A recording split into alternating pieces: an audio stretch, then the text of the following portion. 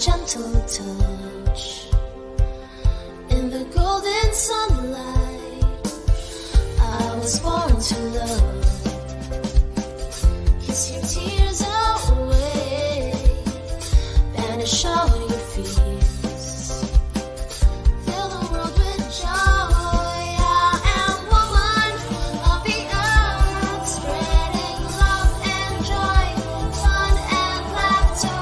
Woman of the earth, making miracles forever after. Loving, caring, working, sharing, teaching, singing, mothering.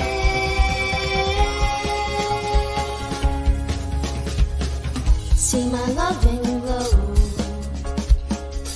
in a blushing flower. Watch my dreams take wings over the sky so blue. I will save the earth and its every glory. I will teach my child every golden story. I am woman of the earth, spreading love and joy, fun and laughter. Woman of the earth, making miracles forever after. Loving, caring, working, sharing, teaching, singing, mothering. Woman of the earth. I am woman of the woman of the earth. I am woman of the woman of the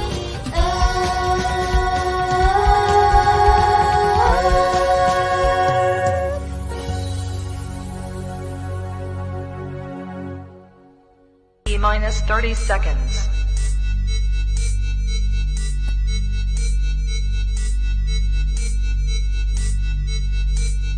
T minus 20 seconds.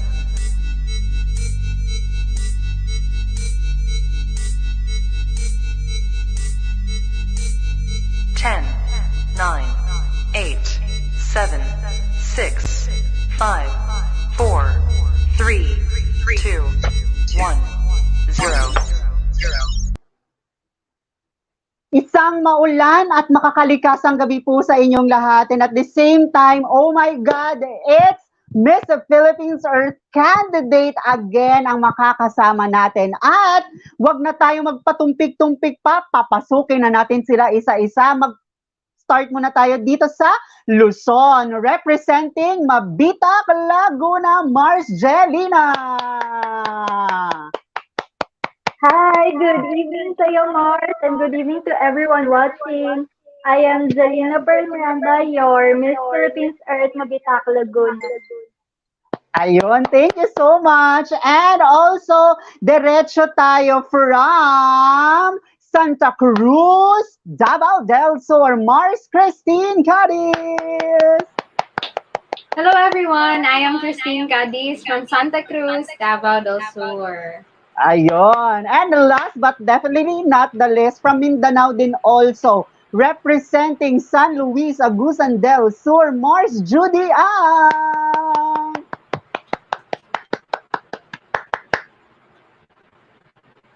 Andyan ba si Mars? Okay, medyo struggling lang ngayon yung ating connection doon sa Mindanao. Pero hahabol si Mars Judy Ann. But first, let me just ask you girls, magpakilala tayo sa mga viewers natin ngayon and give a little fun facts about you. Mag-start tayo kay Mars, Angelina.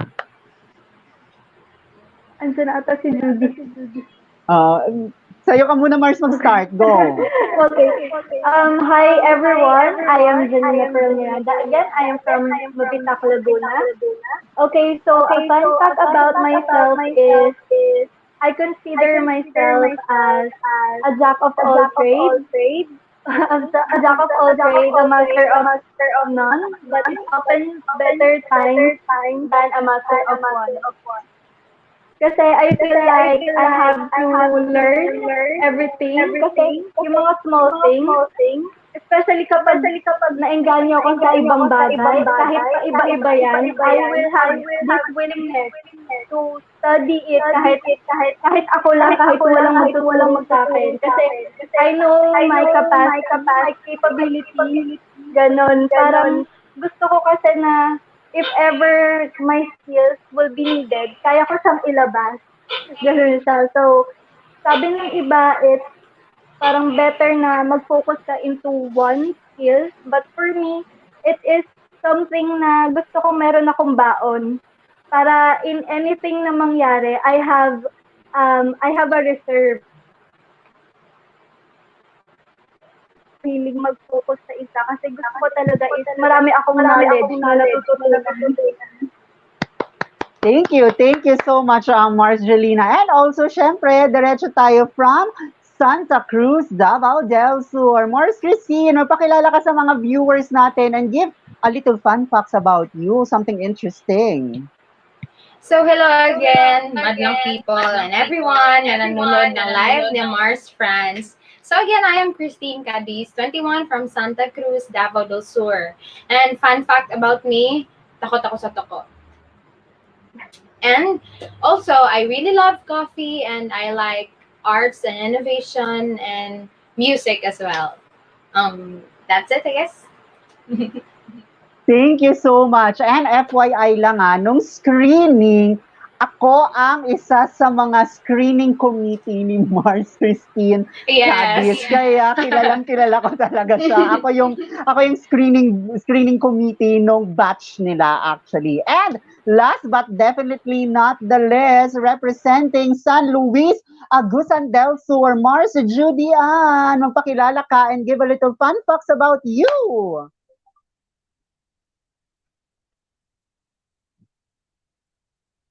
Ayun, medyo struggling lang talaga yung connection sa Mindanao, no? Ayan, sige lang, okay lang.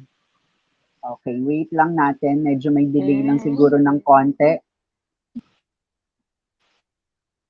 Hi, Mars. Am I audible? Yes, yes. Irinig ka namin, Mars. Go, Mars.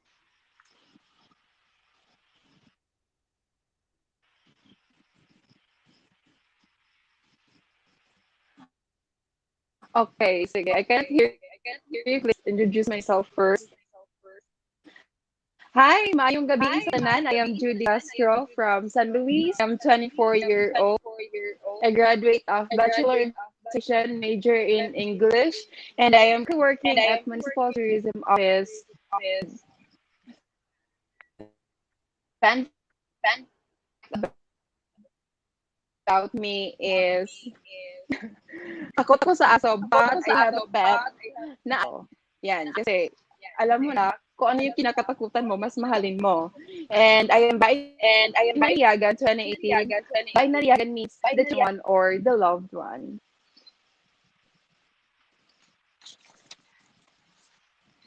You. Uy, sa totoo lang, natutuwa ako kasi kahit medyo struggling yung yung internet connection, kumakapit, and at the same time, I really appreciate, sobrang na-appreciate ko. Maraming salamat. But before we start our kwentuhan, Mars, would it be okay if you could share to us your, para sabihin natin, pageant life or love story ninyo sa pageantry? Kailan kayo nag-start mag-join ng beauty pageant? Ano-ano na yung mga beauty pageant na nasalihan ninyo? At ito ang pinaka-importante.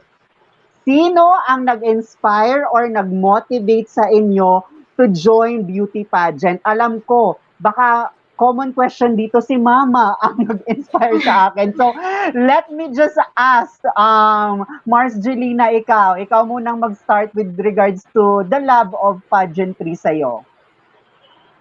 So, actually, my pageantry history, actually, second time ko pa lang to. Kasi, yung first time ko is Barangayan. It's in Barangay Canlalay, way back 2015. So, this is my second time and my first time in the national pageant talaga.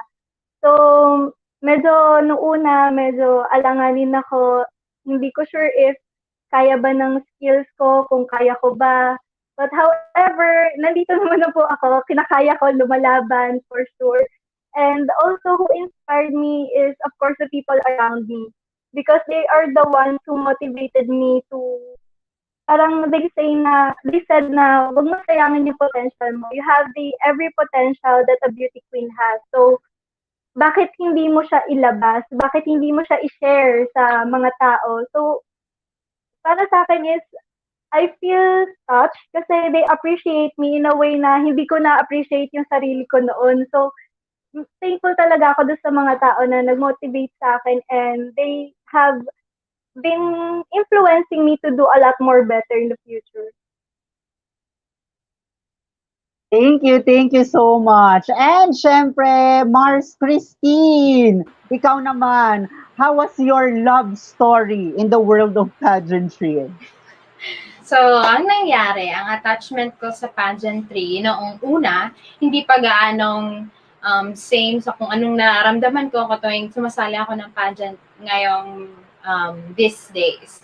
So, noon, pinapasali lang ako ng mga kaklase ko, although I refuse to join dati dahil ganun nga, I was boyish kasi ako dati. And then, hindi ako pumapayag na sasali ako. Pero pinipilit na lang akong sumali dahil nga matangkad, ganon. Kumbaga tinutulak ka nila, ikaw na kasi, ikaw na kasali sa ating section, ganon. And that was I was first year high school that time nung sumali ako. And then ganon nga, nagmukha lang ako flower because I am really not into pageantry.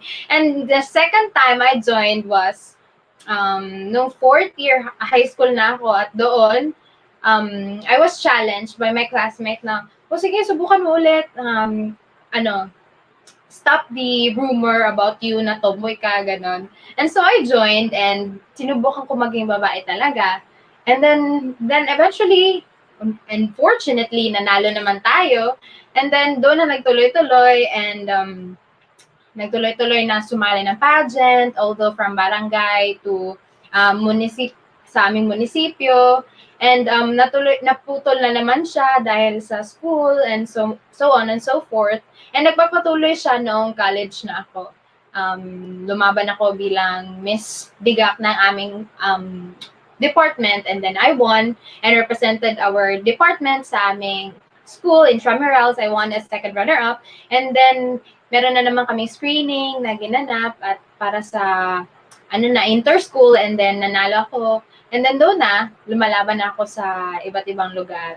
And that's it. Ganun lang ang aking pageantry. And hindi ko ikinakalang makakasali ako sa ganito kalaking pageantry, which is really overwhelming, di ba? Dahil hindi lang naman ito klase ng pageant na we will showcase the beauty of a woman, talents, and so much more, pero bringing the banner of what you are trying to pursue, such as the advocacy, tulad ng Miss Earth Philippines, ang advocacy namin sa Miss Earth, although it is really challenging because it is a challenge holding your yung pagiging brave and as well as yung dinadala mo rin yung banner na kung saan ano man ang nire-represent mo.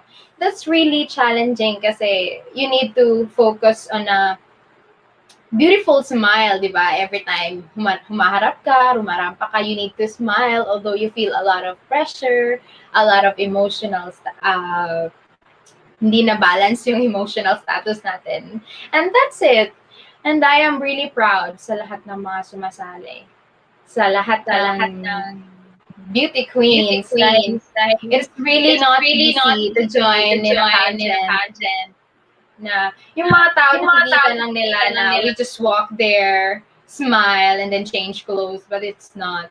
You're bringing something, your bravery, your enthusiasm, and your advocacy as well. And conquering your fears. Meron kasing iba na natatakot. And I am so overwhelmed being with you and these wonderful girls na Miss Earth Philippines. Thank you so much. And ito, isa din sa mga kumakapit sa ating ito kasi guys sa lahat po ng nanonood, ito na kasi yung parang new normal. So, yung mga girls sa totoo lang, alam na alam nila na hindi lang yung competition yung kailangan nilang i-focus eh. Kailangan din nilang i-focus is the connection mismo ng internet kasi dito talaga nagkakatalo sa totoo lang because of the connection talaga. Isa din sa mga challenges of our girls is the connection. Pero we really appreciate and hopefully kumakapit talaga yung ating candidate na si Mars Judy Ann from Agusan del Sur. Mars Judy Ann, are you with us? Galawin mo ang baso, ika nga. Hello, Mars. Ay, medyo struggling. Struggling talaga yung ating internet. And also kasi dito sa Metro Manila, medyo maulan. As in, sobrang ulan dito sa Metro Manila. So, ano nga ba to? Puntahan natin maya-maya lang si Mars Jubian. Pero may question ako sa inyong dalawa, Mars, Christine and Mars Jelina. I know that you've joined pageant face-to-face prior to this virtual pageant. How was the transition? Kamusta yung transition ninyo na knowing that this is a virtual pageant? And also, I know that nag-research kayo of the virtual pageant of last year. So how was the transition and the preparation? Mars Christine, mag-start tayo sa'yo. Wow. So, ang transition, ganito kasi yun. In the first thought, di ba, malalagay talaga sa ating mindsetting na maybe it will be easier kasi virtual nga, kaya natin i-manipulate ang mga bagay-bagay, ganun. But then, the moment na nandun na, makikita mo na lahat tuwing may show na, may event, makikita mo gaano kahirap. Like, makikita mo yung challenges na na-overcome mo na at yung challenges pa na nakikita mo pa. So, the transition for me is really overwhelming at the same time challenging. Kasi hindi madali talaga. Nakikita lang ng mga tao is that play and pause sa virtual, but then the making of the videos and the presentations, the team, collaborations, napakahirap. And then, mga gastos na kailangan para ma-pursue ang kailangan naming ipasa, ganun. Nahihirapan kami, hindi ko na i-deny, nahihirapan kami tuwing wala kaming pera. Paano ba namin itutulay ang mga bagay-bagay na kailangan naming tapusin. Pero by God's grace, meron mga tumutulong at meron ding mga binibigay si Lord na mga medium na tao para may pagpatuloy namin. And eventually, na kasanayan na namin ang virtual platform, although mas challenging siya kasi kailangan pa ng medyo exaggeration to look more effective when it comes to screen. So that's it. Thank you, Mars Christine. Ayan na si Mars Judian. Mars Judian, naririnig mo na ba kami, Mars?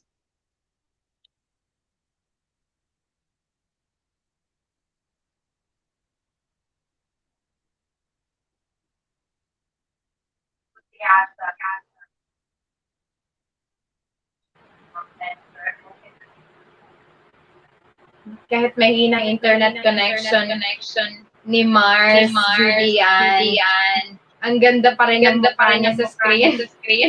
Very true, no? Very true. Gusto ko talaga, sana maging okay na yung connection niya. Ayan. Hello, Mars Judian. Naririnig mo ba kami?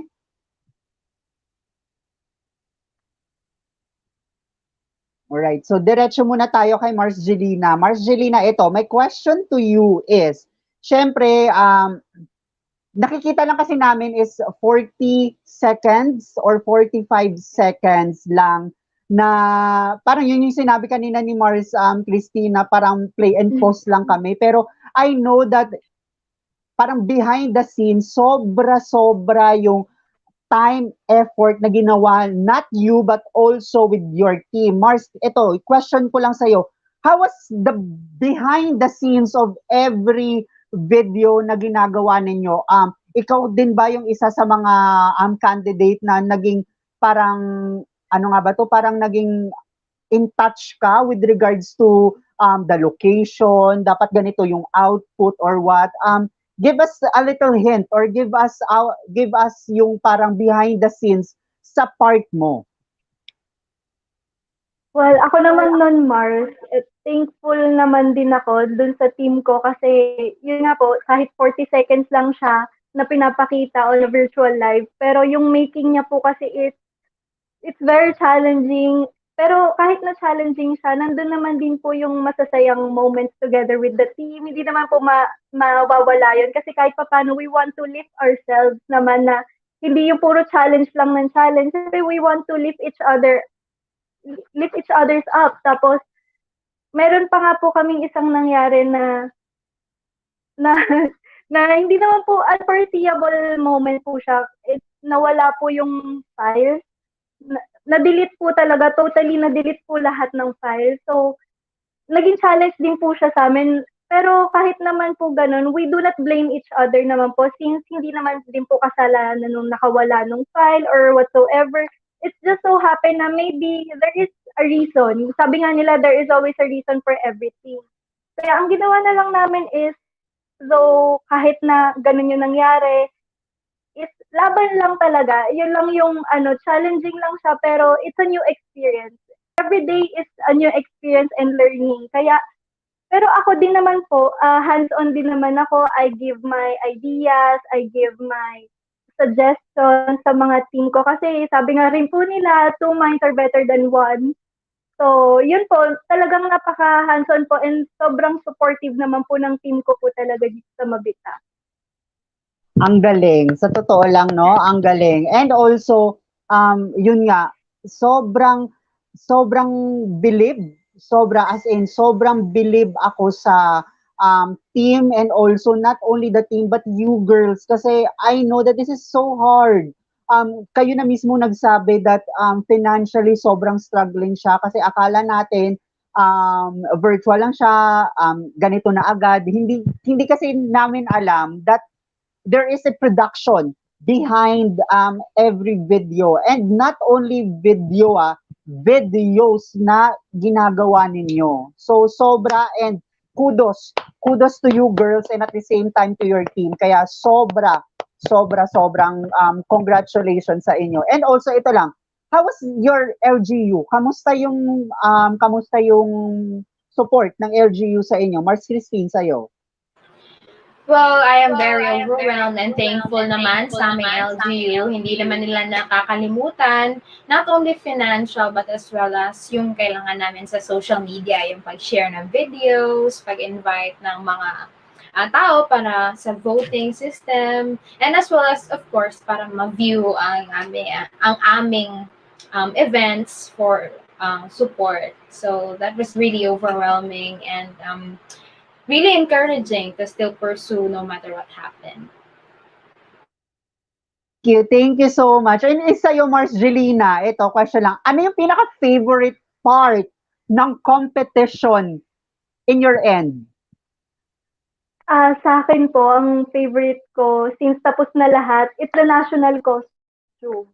Kasi ito talaga yung time na talaga mapapakilala mo kung anong meron sa municipality mo na, kung ano talaga yung pwede nilang makita, ano yung pwede nilang puntahan, anong background ng municipality mo. Kasi it's not everyday naman na na lahat ng nandito sa Pinas is alam natin. We still have a lot more to discover when it comes to Philippines. Kasi Philippines is not a small country, we're archipelagic country. So may mga maliliit tayong municipalities na hindi talaga kilala.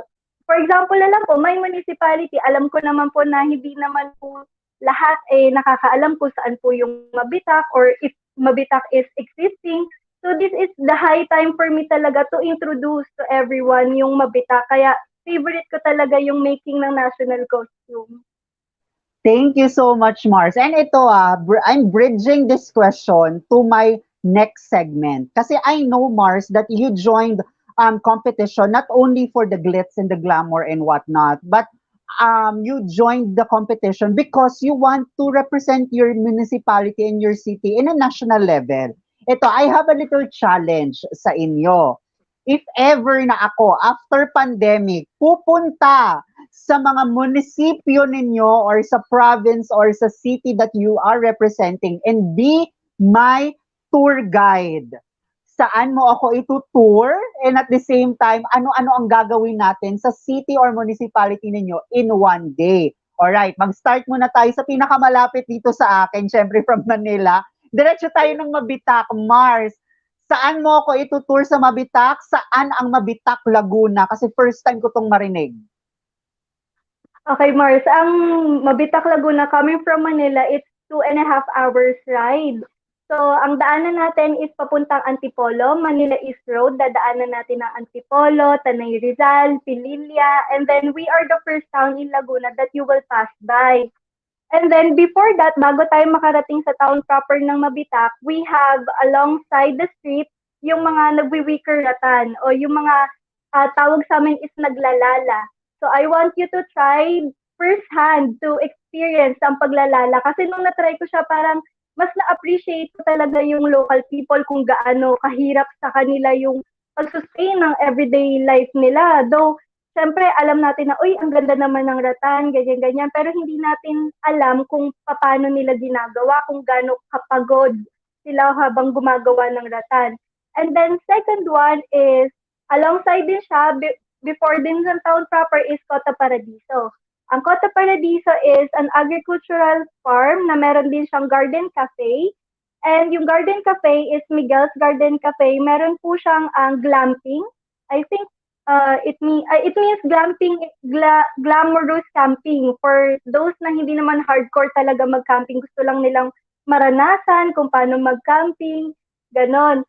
And then, ang masasabi ko sa Cota Paradiso is they practice farm to table. So, yung mga ingredients na ginagamit nila sa Garden Cafe is from their farm itself. Doon din po sa loob ng Cota Paradiso. So, I would like you to discover Cota Paradiso kasi malaki po siya. Makikita nyo po kung paano po sila nagpa-plant ng veggies, ng fruits, and kung paano po nila i-distribute sa garden cafe nila. Meron po silang ganun talagang sobrang educational po siya. And then the third one is we have resort. A resort is called Amazing View Mountain Resort. The term itself, Amazing View, it's because yung view niya is overlooking. Talagang situated siya above the hill. So kapag magsuswimming ka doon, makikita mo yung greenery, talagang mas ma-appreciate mo na ay dapat pala talaga nating alagaan yung nature natin para makita natin to araw-araw. And then lastly, bago tayo pumunta sa town proper, pupuntahan muna natin ang labanan sa Mabitak bago tayo umakyat ng ng simbahan, which is yung ginawa kong national costume. Ang labanan sa Mabitak or labanan sa Hinukay, ang tawag nila, ito yung mural na it depicts yung battle between Americans and the Filipinos way back 1900. So makikita niyo po doon kung saan nagsimula yung pangalan ng Mabitak, bakit po siya tinawag na Mabitak, and all. Makikita niyo po doon sa mural na yon kung bakit. And then the second one is, punta na po tayo sa main attraction, which is Nuestra Señora de Candelaria, one of the oldest churches in Laguna. It has 126 steps to salvation and most commonly known as Church on Top of the Hill. So doon din po, pag nandun po kayo, makikita niyo po rin yung overlooking scenery po na talagang hindi lang kayo na mapapadasal, talagang makikita niyo po na ang sarap protektahan ng ganitong nature. Thank you so much. Sa totoo lang, religious akong tao, so nagpi-pilgrimage talaga ako. Sa totoo lang, nagpi-pilgrimage ako. So I'm very excited if ever na okay na yung pag-travel, pwede ko talagang puntahan yung Mabitak, Laguna. And also, Mars, question lang, yung Mabitak, Laguna is malapit din, di ba, sa Suwal? Hindi, Siniloan. Hindi, Mars. Malapit Siniloan, yes. Siniloan, di ba? Diyan yung ninyo, diyan yung same din kayo ng daan, papuntang Siniloan, tama ba? Ita Road. Ayun, tama. So, bale, ang Mabitak is the first town or municipality after the Rizal province. Yes. Ayun. Thank you so much, Mars. And diretso tayo from Mindanao. Mars Christine, ito. Medyo exciting din ito kasi kilala ang Davao region sa mga fruits and vegetables talaga nila. And aside from the fruits and vegetables, ano pa kaya ang ma-offer ng Santa Cruz, Davao del Sur? Mars, the floor is yours. Introduce Santa Cruz, Davao del Sur to us. Thank you. So, ladies and gentlemen, welcome to Santa Cruz, Davao del Sur. So, on Santa Cruz, Davao del Sur, since common sa Davao del Sur and Davao is Davao City. So, if you reach Davao City, so you'll have at least 1 hour of travel para makarating ka sa Santa Cruz, the spectacular municipality of Santa Cruz. So, this is not sugarcoating, and it's not competition between the description mula sa mabitak and so on and so forth. This is just showcasing how astounding Santa Cruz is. So sa Santa Cruz, hindi ko sasabihin kung saan ang mga lugar-lugar, ganun. Unang gagawin is tatanungin ko po kayo, tatanungin kita Mars France kung ano ang gusto mo. Kung gusto mo ba ng wonderful view from the top of the mountain, or gusto mo mag-enjoy sa islands, or gusto mong mag-enjoy ng rappelling and so much more. So, since sa Santa Cruz, hindi kami nag-specify in giving wonderful description pagdating sa tourist spots. Dahil 'di ba ang tao may diversities and may kanya-kanya tayong gusto. Kung ikaw gusto mong ma-experience ang kagandahan ng maliliit na islets and mga sapa, at saka pwede rin naman tayo sa Mount Denor. So sa pagdating sa Mount Denor, meron tayong makikitang napakagandang view ng Santa Cruz. Meron kaming Mount Denor, Mount Luway, and also pwede ring daanan patungong Mount Apo. And also meron din kaming Islet, Pasig Islet. I'm sure Pasig Islet is quite heard. And also, meron din kaming mga secret islands na pwede nating puntahan kapag meron tayong mga free time, gusto nating makita ang magagandang islands na ang iba hindi pa naman napapangalanan. And also, meron din kaming the bird viewing sa Tuban. Meron po kaming maraming species na pinapakita sa tourist kapag dumarating sila doon. So, pagdating naman sa pagkain, yes, fruits and vegetables, at kung saan naman sikat ang Santa Cruz, marami pa rin.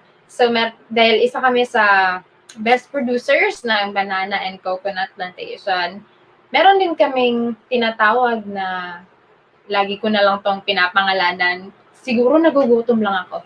Meron kaming tinatawag na torta, or common naman siguro ang sa atin ang tortang tinapay. But then sa Santa Cruz, sa sentro, kung saan may tinatawag tayong sibuli, nandun ang may masarap na torta dahil nagsiselebrate sila ng Torta Festival.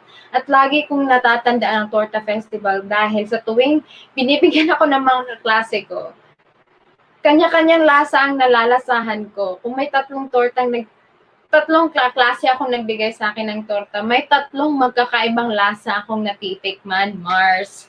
Hindi ko masasabing parehas lang naman yung lasa. Meron talagang kanya-kanyang timpla ang mga taong nagluluto tuwing Torta Festival sa Tuban. At marami pa actually, Mars. Tourist destinations, since sa lahat naman ng lugar, it is very common na maraming magagandang spots. At meron din akong recently nabasa na dinidevelop na naman para maging another tourist spots. And as well as, ang latest ko naman na na-experience is ang Pilan River, which is naglakad kami ng at least 2 hours papuntang Pilan River, but then so satisfying. Dahil na-experience ko rin, gusto kong dalhin kayo kasama si Miss Mabitak Laguna doon at ma-experience natin ang kagandahan ng Mother Nature sa Santa Cruz. Thank you so much. Sa totoo lang, nakakatuwa kasi each of you girls really know by heart kung sino yung nire-represent ninyo. Kasi parang ano siya parang kahit nakapikit kayo, alam nyo kung anong sasabihin ninyo when it comes to promoting your tourism, which is doon ako natutuwa. Sa lahat ng mga girls, actually, kayo na yung mga yung mga last batches of girls na na-interview ko. At sa totoo lang, sobrang natutuwa ako kasi 9 girls na lang siguro ang hindi ko pa na i-interview at Complete ko kayong lahat. Sa totoo lang, mako-complete ko Wow! kayong lahat. As in. At gustong-gusto ko kasi parang each municipality, meron talaga silang i-offer. At ito yung kagandahan when it comes to representing, or you have a girl who represent your municipality or your city that knows the tourism. And kudos to all of you girls. Maraming maraming salamat. Super duper. And Mars, ito, I know that one factor or one chunk of the factor that you joined beauty pageant, most especially Miss Philippines Earth, is the platform that this organization gave you. And I know that you joined because not only for promoting of yourself, of your tourism, but the main part talaga is promoting your advocacy. This is my favorite part right now, Mars. I know that some of your interviews hindi talaga nabibigyan ng focus with regards to your advocacy. In my platform right now, Kweentuhan is all about advocacy actually. Mars, let's educate one another. If ever, Mars Jelina, that you have questions to Mars Christine na advocacy, feel free to ask them para let's educate one another. So as you, Mars Christine, to Mars Jelina, if you have questions. Mars Christine, would it be okay if you could start the advocacy around for us? Give us your advocacy. Ano yung backstory ng advocacy mo? Why you choose this advocacy among all of the advocacies that available? Mars, the floor is yours. Thank you, Mars. So, ang lagi kong dinadala since then, even before Miss Philippines Earth, ang advocacy ko talaga is sustainable development. So, sustainable development, giving balance and equal and sensitive action towards its three main elements. The, of course, protection and preservation of the environment, and the uniform economic growth, and as well as the respect and improvement of social and human rights. So why I chose to focus on these, and my heart and desire is really into these. Kasi po, it is undeniable that there's a need for balance in everything, and let us always. I want to share the thought of let us always hope for sustainable development. Really, pinapalagay natin sa gitna ang holistic development rather than selective. So, in this case, gusto ko pong pangatawanan dahil nga sa thought na gusto ko ng holistic development and not selective. So, back to the history, bakit po ito ang aking advocacy? Since then kasi, upon growing and discovering myself, I have always found myself passionate and enthusiastic pagdating sa social and charity works, arts and innovation, and as well as communication. So with that, lagi akong enthusiast na sumasali ng mga charity works and social services, volunteerism, ganyan. And then not just that, then ang kwento nun, tuwing pumupunta kami ng places na nangangailangan ng tulong, such before, nung nagkaroon na malakas na lindol sa Mindanao. So, that time, my first focus is that tutulong lang. Tulong through packaging and deliver the food to them, and other things they need. So, by that, nung nakarating na kami sa lugar-lugar, hindi lang pala ganun ang kailangan ng tao. Hindi lang pagkain ang kailangan nila at that moment. Maraming kabataan na they still seek for help when it comes to gusto nilang ipagpatuloy ang kanilang pag-aaral. And makikita natin na maraming parents na even before nung nagkaroon ng malakas na lindol, wala silang trabaho, and then nadagdagan pa ng problema na nagkalindol, nasira ang kanilang mga bahay, mga gamit, at kahit ano pang napupundar nila. So, lagi ko nakikita, kung mag-focus lang ako sa pagtulong sa isang sector lamang, parang may kulang sa heart. Ganun na pakiramdam. Parang may kulang sa pakiramdam. So, as much as possible, kung sana lang may pera ako, bibigyan ko na lang sila lahat, isa-isa, but it does not work like that. So, I try to connect with, since I volunteer as a youth social service volunteer dito sa aming province. So sometimes, I find opportunity na mag-reach out sa mga tao or sa organizations na pwede nating itulay ang pangangailangan ng mga tao. Kung may tao man na nangangailangan ng medical assistance, so pwede natin silang itulay at mabigyan natin sila ng tamang process, sino ang dapat lapitan.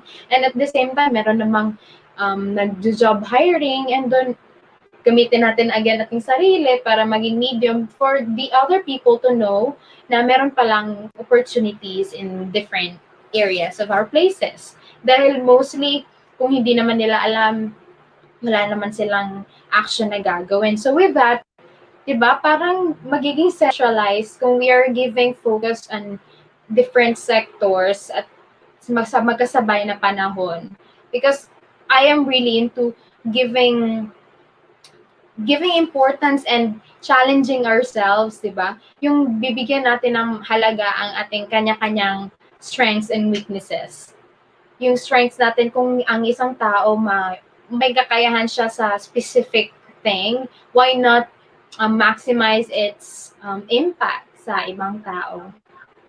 And also, gusto ko rin na hindi lang mag-stop sa isang end ang isang opportunity na on progress and on process, such as in preserving and protecting Mother Earth. Hindi lang ako at ang iilang tao sa aking paligid ang aking matutulungan, but then through communicating, through giving them information how to be responsible, and as well as maturuan natin yung mga bata kung ano ang mga dapat nilang i-develop upon growing para naman hindi na umabot sa point na mahirap nang i-learn ang mga simple things. So I am also into giving gist of simple steps for smarter living. So that's it for Santa Cruz. Ayun. Thank you so much. And siguro masasabi ko lang, Mars, it takes a person like you to inspire someone to parang ma-realize niya that I do have a dream also. Sa totoo lang. It's just like, hindi mo lang siya masasabi na, sige, bibigyan kita ng ganito. It's not like that eh. Parang, di ba, meron parang kataga or phrase na, correct me if I'm wrong parang, don't teach a man to, parang don't fed a man with a fish. Dapat mo siyang turuan kung Teach paano him how kumuha. to fish. How to, correct, di ba? Parang ganon, di ba? Kasi, sa totoo lang, it's okay to give. Sa totoo lang. Pero kapag, yun na lang yung ginagawa mo, hindi mo tinutulungan yung isang tao to build her dreams eh. Di ba? Dapat kailangan mo din siyang i-inspire and at the same time, push a little harder lang para ma-inspire siya. So Mars, Christine, maraming salamat sa pag-share ng advocacy mo. Thank you so much. And also, Thank you. diretso tayo kay Mars, Jelena. Mars, what is your story behind your advocacy? The floor is yours now, Mars. So, yung backstory ko naman with my advocacy is, I'm a traveler kasi by heart talaga. So, bata pa lang ako, I do travel with my mother. And nakikita ko kasi sa ibang places na, paano kaya nila na-maintain yung ganito kaganda, yung ganitong, kung paano nila pine-preserve. So, sa akin, kaya ko tinake yung educational tourism as an advocacy kasi gusto ko din na maging aware yung mga tao na, and this educational tourism kasi, hindi naman siya for us lang na Mabitakeños. It is open for all. Para ma-educate natin sila about tourism, kung paano ba sila mas magiging responsible travelers in the future. Kasi, siyempre, these kids naman, these children, they will be a responsible humans. They will be a responsible people when the time comes. So, para sa akin, as early as now kasi, we have to set their mind na dapat ganito yung, dapat, hindi naman sa ini-impose natin sila na dapat ganito ka, dapat ganyan ka, pero mas pinapalawak lang natin yung ano nila, yung pag-iisip nila when it comes to tourism and environmental issues. Lalo na ngayon na we have the platform, yung internet. Without this internet, it will be very difficult for us to reach out. Especially yung mga kids ngayon na hindi din naman lahat merong access sa online. Pero para sa akin kasi ang educational tourism, lalo na ngayon na lahat nga siyang ino-online na. So, para sa akin, gusto ko kasi na meron kasing, anong tawag dun sa term na yun? Para sa akin kasi, education is an inspiration to inspire public action. Parang kailangan mo silang maging aware muna and be an example. And through this advocacy kasi, parang syempre nasa bahay tayo lahat. Instead of doing something else na hindi naman masyadong relevant or hindi naman masyadong parang hindi naman nakakatulong sa atin, why not focus on the higher purpose of using this platform na pag may nakita tayo sa Facebook or sa website na about tourism and environmental issues, mas magigain tayo ng knowledge and we can impart it also to others. And ito kasing educational tourism, it is also about reaching more people and expanding the network. Hindi lang siya basta dito lang siya sa municipality natin, hindi siya pwedeng ilabas. Parang ganun, kasi gusto ko siya i-share siya sa ibang municipality na kapag nag-work, edi mas okay. Mas madami tayong may educate, mas madaming nagte-take ng initiative to inspire public action, lalo na yun talaga yung purpose eh. Kaya nung sumali ako dito sa Miss Philippines Earth, feeling ko, ah, feeling ko kasi yung Miss Philippines Earth also is an educational tourism kasi it is a very good platform para i-voice out lahat ng saloobin natin with regards our advocacy na dapat talagang pagtuunan ng pansin. And I'm really thankful na I was given an opportunity na ma-voice out yung educational tourism and hopefully na mapalawak palalo at mas marami pang makaalam na hindi lang ito basta online platform lang. It is also a goal na magkaroon ng expand ng more network and to educate a lot more people. Thank you. Thank you so much, Mars. And also, sa totoo lang, correct me if I'm wrong, Mars Christine and Mars Jelina, medyo after siguro ng pandemic, ito yung magiging challenge ng lahat ng mga LGUs, most especially the tourism officer, because lahat ng mga taga Metro Manila dadagsain lahat ng mga tourism spot at yung pinaka-challenge is the garbage. So we need to educate each and every one of us to be a responsible tourist.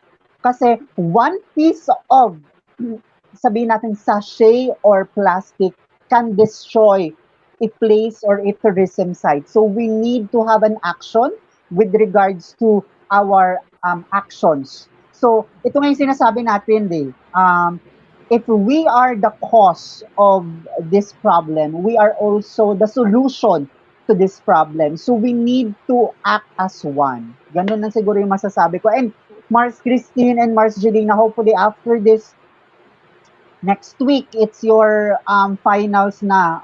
Next week pala, in 2 weeks time. After this Miss Philippines Earth stint ninyo or journey ninyo, please ipagpatuloy ninyo yung advocacy ninyo because the Mother Nature really needs you. People needs you actually, ha? Maraming salamat. Sobra. And, syempre, we do have a special hashtag round sa inyo. Ready na ba kayo? Alright, so ganito yung mangyayari. Mag-choose kayo ng number from 1 to 6 and then merong word na lalabas and mga Mars ito ha, ano siya, wala siyang right or wrong answer. You can answer in Tagalog or in Taglish or in English. Okay? So kung ano yung first thing or kung ano yung statement ninyo with regards to this word, feel free to answer. Okay? Mag-start tayo kay Mars Christine. Choose a number from 1 to 6. 4. All right, number 4. Your hashtag is traditions. So, again, di ba Mars, may share ako ng thoughts about traditions. Yes. So, for me, traditions. So, everywhere and every now and then, we have these practices and common culture that we inculcate within our hearts. And we learn about it.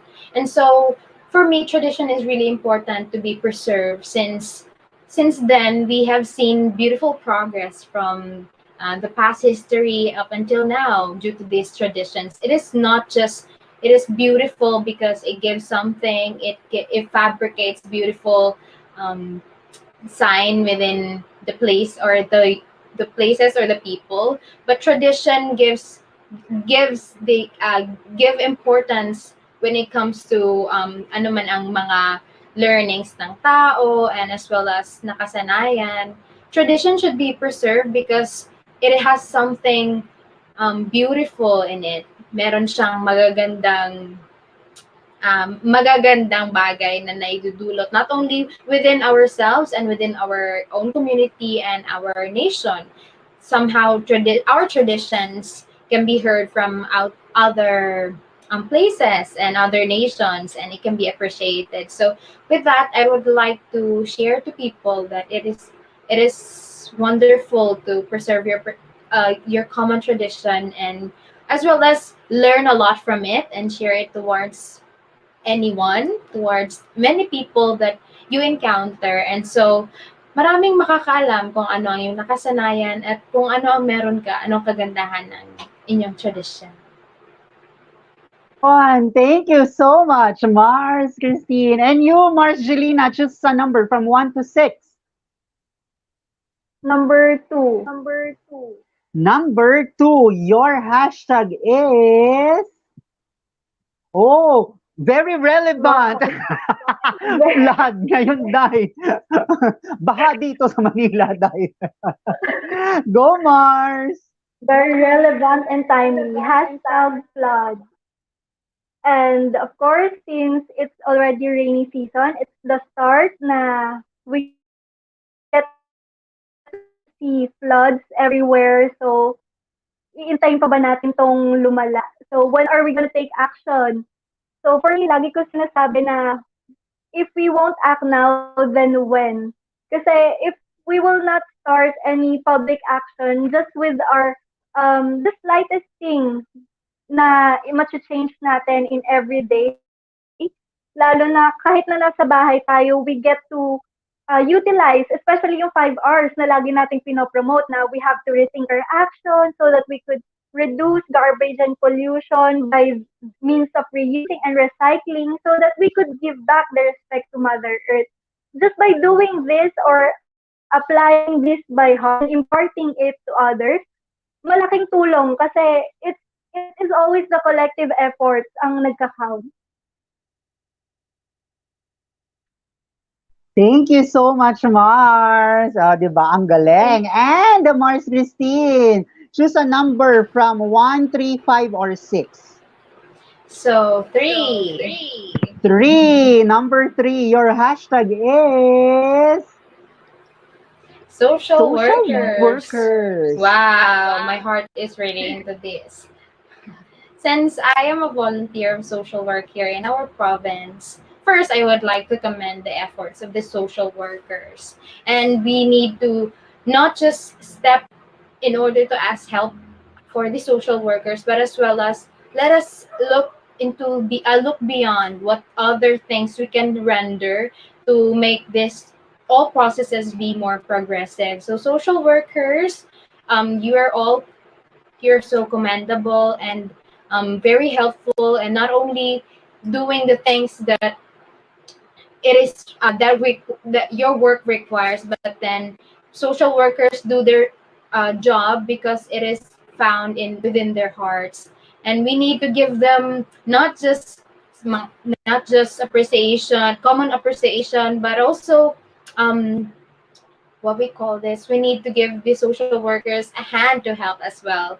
Kailangan natin silang tulungan, not in just a specific actions and ways, but as well as by simply giving thanks and as well as letting other people know how important the job and how hard it is to become a social worker. So hand in hand, I believe so. We all are social workers because we share common goal, and some most of the times we share common goals, which is protection and preserving protecting and preserving the mother nature, and some are helping other people when it comes to medical assistance and so much more. So social workers, salute. Thank you so much. 'Di ba? Social worker is our hero actually. Yan yung sinabi ni Jemima Faith Melina Menyeno. Ayun, sabi niya. And also Mars, Angelina, what is your number from 1, 5, or 6? 5. Number 5, your hashtag is Hashtag unlearning. unlearning. Oh my God, I remember tinanong to sa akin ng screening. So, medyo ano siya, close to my heart. So for me, hashtag unlearning, you cannot unlearn something that you have already learned. However, you can improve what you have already learned. So instead of, syempre, ako personally, I have my bad habits before when it comes to environmental knowledge. Sobrang lack ako ng environmental knowledge, lalo na yung parang simple lang ng mga bagay na hindi ko alam na pwede talagang maka-apekto sa environment. And with that, instead of learning it, I embrace it and improve myself. Kasi you can never really unlearn, lalo na sa panahon ngayon, we adapt easily to things. So it's not unlearning, it's just improving. Thank you. Thank you so much, Mars. Ang ganda nun ah. It's not unlearning, it's improving. Tama, tama. And your last hashtag, Mars Christine. Choose a number from 1 or 6. One. Number 1, your hashtag is Friendship. friendship. Wow. Napakaganda ng hashtag friendship. So gusto ko, I want to begin with from a quote that I used to um, always say to people about friendship. So friendship is not an opportunity, but rather a sweet responsibility. So in order for me to preserve friendship, you need to be the flexible one. You need to be the understanding one. And not just that, because hindi dapat natin is laging binibigay ang good things towards people. But then also, we need to show them the limitations on how to strengthen a relationship. It is not about giving good things, but also accepting negativities and learn how to absorb and give limitations, and as well as how to overcome those, and what are the things that you need to settle, and how to at ease settle everything on at ease. So for me, the most important thing to preserve relationship and as well as friendship is communication. Just communicate. Tell the people all the feelings that you have, but not too much. I believe not too much, because again, friendship is not an opportunity but a sweet responsibility. Yun. Thank you. Thank you so much. And the last but definitely not the least, wala ka ng choice, Mars. Number 6 is your hashtag. Your hashtag is time. Hashtag time. So it's very relevant because, of course, when we are in normal phase, we tend to parang we tend to set aside the time because we thought na, oh, we have a lot of time to spend with each other. There is always tomorrow, there's always next week. However, if the time has already passed, it will never go back. So for me, we have to be, parang we have to be, what do you call this? Parang we have to be valuable or choose what we need to do na necessary. Kasi kapag yung time natin is natapos na, we cannot really go back. Kaya nga, we have the saying that time is gold. So we do not have to waste every time. We do not need to waste every single time, especially ngayong pandemic. We realize that time is very valuable. Kasi nung nung normal days natin is we tend to parang mas inuuna natin yung sarili natin, inuuna natin yung friends natin, but we never really cared kapag nandyan yung family mo na mas pina-prioritize mo lang yung feelings mo when in fact na ngayon na lahat tayo nasa bahay, we tend na parang mas nalalaman natin yung importance na parang ano ba, importance na makikipaghalubilo, yung mga valuable na instead of doing something unnecessary, we should spend it dun sa mga necessary things or with the right people para masabi natin na, oh, the time is well, the time I spent this day well, parang ganon. Thank you so much, Mars. At alam ko na yung mangyayari dito. Oh, sabi ko na. Sabi ko na meron din akong pa-hashtag. Diyos ko, Lord.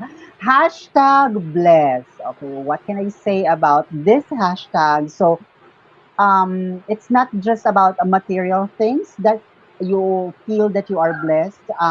Knowing the fact that we are healthy in this time of pandemic, it's an actual blessing. So, as much as I can, let me just say this to you that if you could share the love that you have right now with your closest friends, hug them and tell them that I love you or whatnot, because being alive in this time of pandemic is a blessing, and I thank you. Ay, totoo nga. Perfect. Diba? Thank you so much mga Mars, at hindi nyo alam, isang oras na tayong nagchichika. Wow, oo nga. Sayang, hindi Alright. na nakabalik si Miss Nice, Abusan.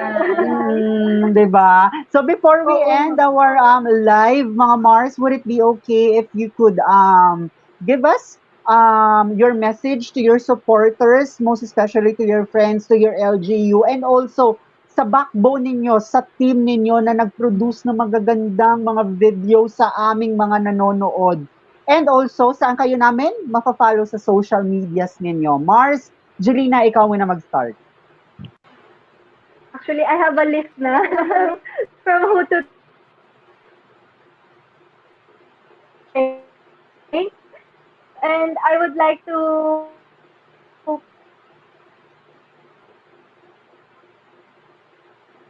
take this opportunity sa aking LGU. So here it is. I would like to thank Governor Ramil Hernandez, to our LGU, Mayor Ito Valderrama, Admin Romeo Alarde, Sangguniang Bayan of Mabitac, Laguna, Congressman Agaraw, Attorney Carolino, and Father Carillo from Nuestra Señora de Candelaria, and Mayor Pac and Santa Cruz, Consehal Jason, Consehal Tomang, and the other nearby municipalities, my glam team in Mabitac, Hills and Crown, family and friends, and Katute Forever, Katute Grand Super Reunion, Mabitac community. I love Mabitac, taga Mabitac ako.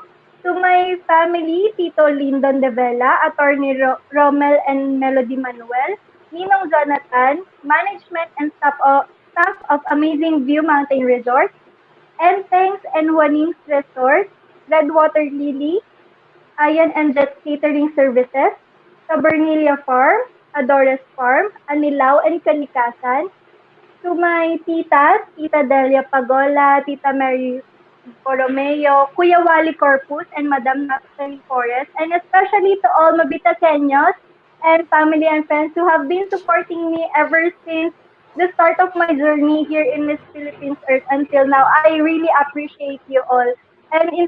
And kung hindi ko man nabanggit ngayon, sorry, kasi baka pag banggitin ko kayo lahat, hindi kami matapos.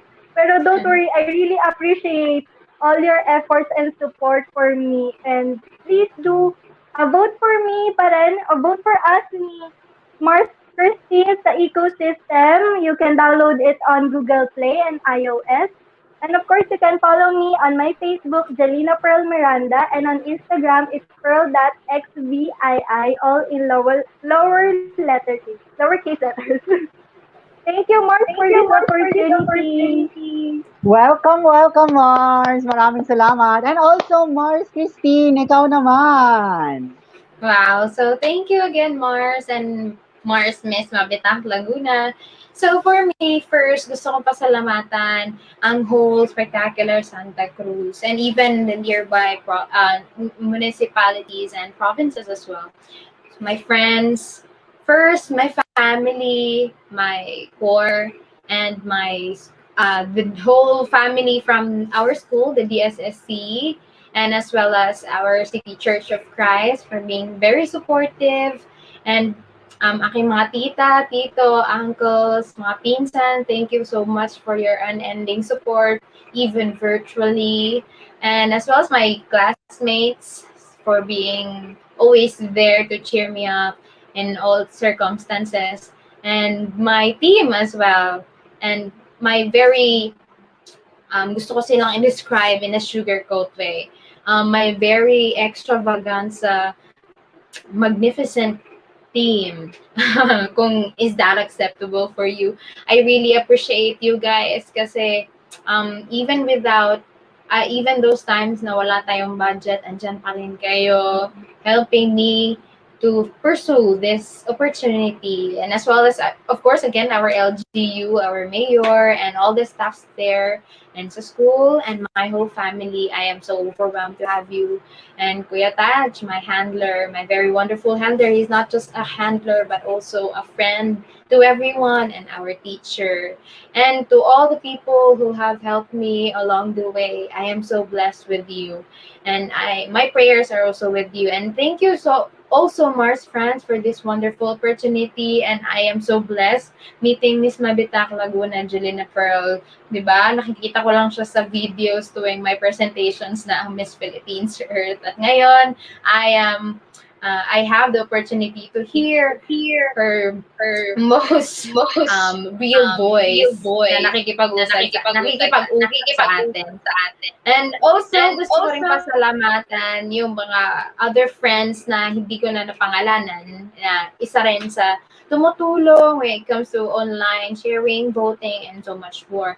And as well as the ecosystem app and the Miss Philippines Earth platform. I am so blessed being part of the candidates, because it is not only a challenge between presenting myself and bringing my advocacy. It is also a challenge for myself to show my authenticity and meeting other girls who also have their wonderful advocacies and dreams as well.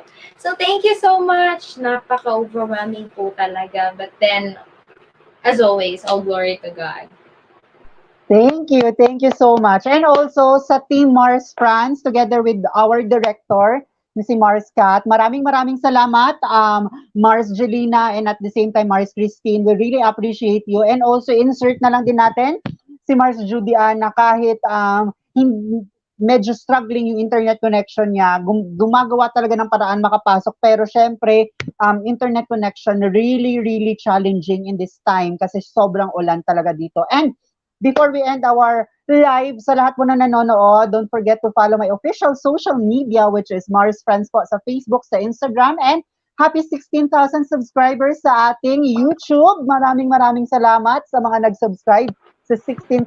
And also, again, before we end, lahat po ng sinasabi dito is if walang gagawin, just stay at home. And at the same time, if lalabas man, let's practice the safety protocol. Social distancing po tayo, wear our face mask and face shield, and always wash our hands or disinfect, mag-alcohol. Maraming salamat po mga Mars, and have a great weekday. Bye! Thank you mga Mars!